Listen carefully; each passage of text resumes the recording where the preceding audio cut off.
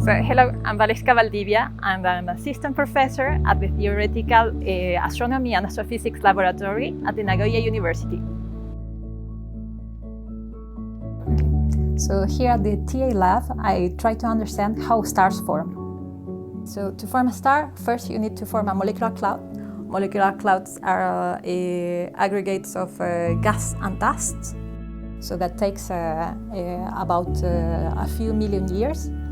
Then once you have the conditions to form a star, you will need about, for example, for a star like our Sun, you will need about 10 million years to complete its evolution. Every time when we have an observation, it's like a snapshot. So we are looking at a specific moment on the evolution.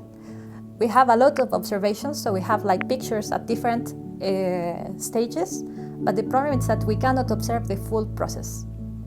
Using numerical simulations, we can reproduce the full process. So molecular clouds, they set the initial conditions for star formation. And that is by setting, for example, the properties about the initial mass, the presence of magnetic fields, the presence of turbulence that will set the characteristics of the newly formed stars.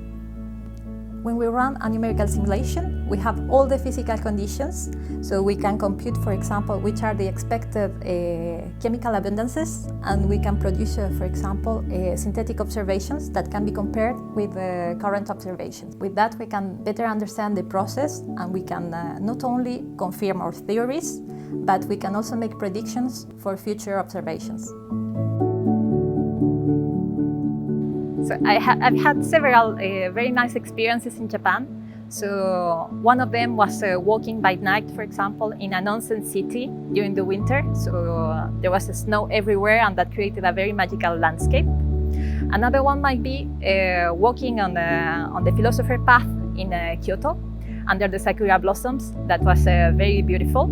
But my most memorable experience was to try the Kyūdō, which is the Japanese archery, in the Nagano prefecture. The main difference between the Western archery and the Kyūdō, it's mostly the purpose of the training. So in the Western archery, you are aiming at hitting a target, while in Kyūdō, you are training the will and the spirit and try to improve yourself as a person. So the first part was a demonstration of Kyūdō by Miyasaka sensei, who is a Kyūdō master.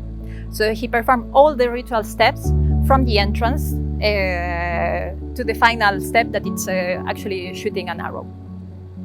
So what fascinated me the most, it was the fact that he kept his concentration, and he was very, very absorbed at every step, and that it's a kind of increasingly developing concentration that helps you to do finally a task. And I think that it's also very important in research. So that's fascinated me the most.